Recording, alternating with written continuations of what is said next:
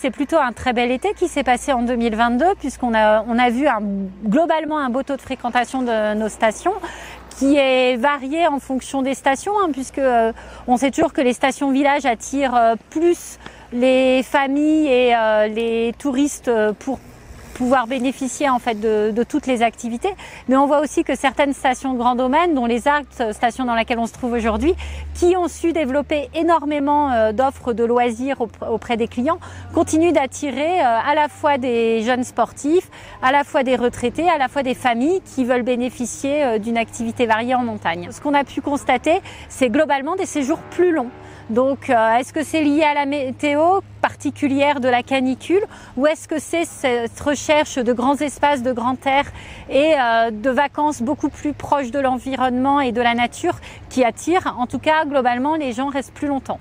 Globalement, le panier moyen a fléchi. Alors, c'est pas le panier moyen des locations qui a baissé, mais plutôt l'offre complète de services qui sont proposés par les agences et par les stations qui a diminué. On sent que les gens font beaucoup plus attention à leur budget, donc ils vont moins aller au restaurant ou moins dépenser au restaurant, ils vont faire moins d'activités.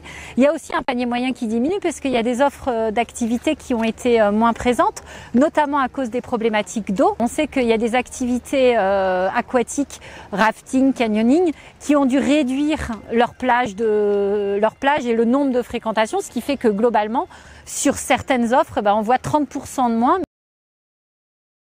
Les gens viennent en montagne pas que pour chercher de la fraîcheur cette année, puisque les séjours ont été plus longs aussi. Ils viennent aussi en montagne pour profiter de toutes les activités de loisirs, nature et grands espaces. On voit que les stations développent beaucoup le VTT, mais aussi d'autres activités maintenant. Oui, alors on pourra regarder ici, tu as du VTT, tu as du tir à l'arc, tu as du parapente, tu as de la randonnée.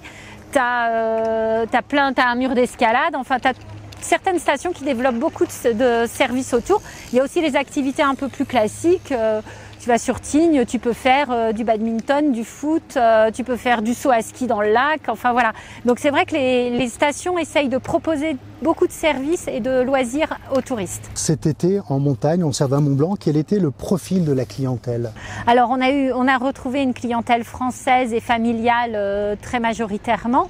On a vu un retour de la clientèle britannique et d'une clientèle belge qui est très intéressée, très attirée par la montagne. La montagne n'attire pas majoritairement des clients qui viennent en famille. La montagne attire des familles et attire aussi des clients qui sont des touristes qui sont à la recherche du sport en nature.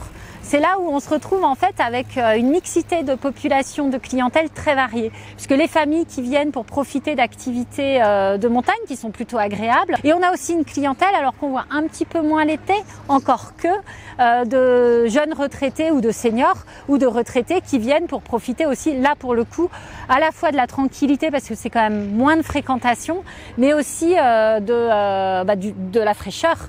Est-ce que les premiers touristes qui visitent ces stations en été sont susceptibles de revenir l'hiver parce qu'ils ont été conquis?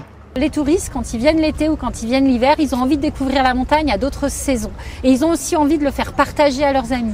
Vous avez une famille qui vient passer un petit moment l'été en station parce que c'est bien et qui se dit, qui découvre un peu le domaine, qui a quand même un aperçu de ce que sont les pistes de ski, à la fois au travers du domaine qu'elle visite, mais aussi à travers de la communication qui est faite localement. Elle se rend compte aussi du dynamisme de la station et on se voit aussi que beaucoup de stations privilégient le côté tranquille, donc il y a moins de voitures, on voit que les stations les véhicules sont quand même mis à l'entrée de la station, donc on se rend compte que soit l'hiver comme l'été, on peut profiter des espaces en étant plutôt plus vertueux.